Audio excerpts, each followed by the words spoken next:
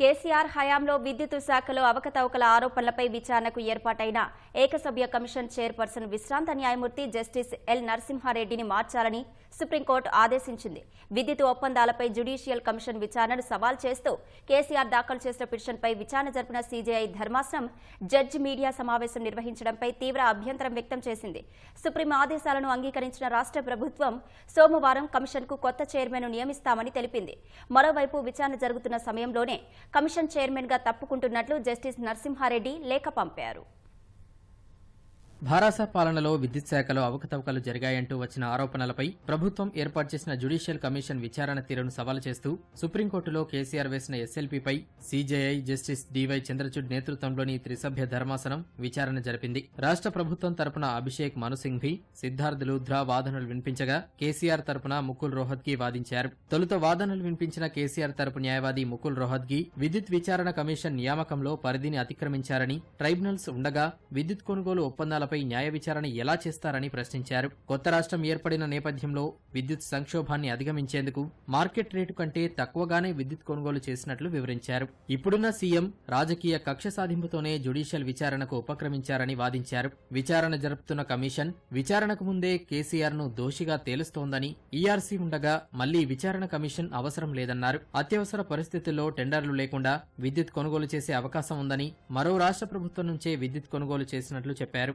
Commission కు కేసీఆర్ వివరణ ఇవ్వకముందే commission chairman media సమావేశం నిర్వహించి నష్టం జరిగిందని ఓ అభిప్రాయానికి వచ్చారని వాదించారు. ఈ మేరకు నోట్ విడుదల చేశారని, ఎంత నష్టం జరిగిందో విచారించాల్సి ఉందని ప్రెస్ నోట్లో చెప్పడాన్ని చూస్తే నష్టం జరిగిందని కమిషన్ చైర్మన్ ముందే ఒక అభిప్రాయానికి వచ్చారని కోర్టు దృష్టికి తెచ్చారు. కమిషన్ కు చైర్మన్ గా ఉన్నవారు మిగతా వారి వాదనలు వినకముందే నష్టం జరిగిందని ఎలా చెప్తారని ప్రశ్నించారు. విద్యుత్ కొనుగోళ్లపై ఇప్పటికే అప్పీలేట్ ట్రైబ్యునల్లో కేసు పెండింగ్ లో ఉన్నందున ఈ కమిషన్ విచారించడానికి వీల్లేదని రోహత్గి వాదించారు.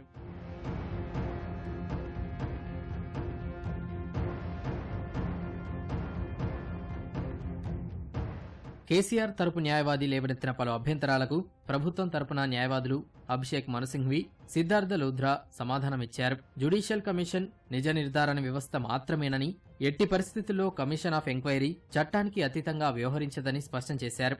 నెల రోజుల్లో విచారణ పూర్తి చేయాల్సిన కమిషన్ ఏప్రిల్ 14న కేసీఆర్ సహా అందరికీ నోటీసులు జారీ చేసిందని పేర్కొన్నారు. ఈ నోటీసులను మాజీ సీఎం కేసీఆర్ సవాలు చేయకుండా తాను ఎన్నికల ప్రచారంలో ఉన్నందున జూన్ చివరి వరకు సమయం కావాలని కోరారని సింఘ్వి గుర్తు చేశారు. కమిషన్ గడువు జూన్ చివరికి ముగుస్తున్న విషయం దృష్టిలో ఉంచుకునే జూన్ చివరి వరకు కేసీఆర్ గడువు కోరారని వాదించారు. జూన్ 11న కమిషన్ చైర్మన్ నిర్వహించిన విలేకరుల సమావేశంలో అప్పటి వరకు జరిగిన వివరాలు చెప్పడం తప్పితే అభిప్రాయాలేవీ వెల్లడించలేదన్నారు. విద్యుత్ అంశాలకు సంబంధించిన కొందరు అధికారులు ఇచ్చిన సమాధానాల సారాంశాన్నే జస్టిస్ నరసింహారెడ్డి విలేకరుల సమావేశంలో క్లుప్తంగా చెప్పారని సింఘ్వి వివరించారు. పారదర్శకత కోసమే ఆయన విలేకరుల సమావేశం ఏర్పాటు చేశారని, కమిషన్ చైర్మన్ వ్యక్తం చేసిన అభిప్రాయాల వల్ల వచ్చిన నష్టమేమీ లేదన్నారు. ఏకసభ్య కమిషన్ చైర్మన్ పని విధానంలో తప్పునున్నంత మాత్రాన దాన్ని పక్షపాతంగా తీసుకోవడానికి వీల్లేదని వాదించారు.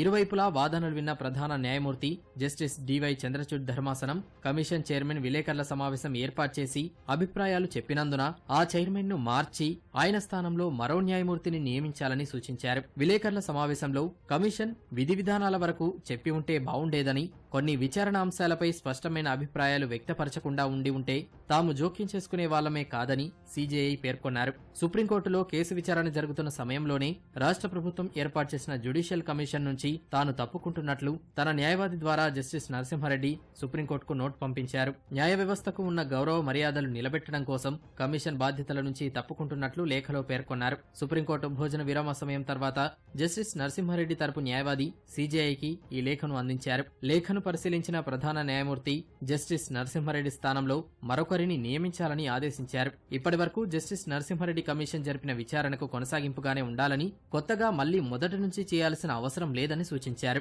సోమవారం లోపు కమిషన్ కు నూతన చైర్మన్ ను నియమిస్తామన్న రాష్ట్ర ప్రభుత్వ విజ్ఞప్తికి ధర్మాసనం అంగీకారం తెలపగా కేసీఆర్ దాఖలు చేసిన పిటిషన్పై విచారణ ముగుస్తున్నట్లు సీజేఐ ప్రకటించారు.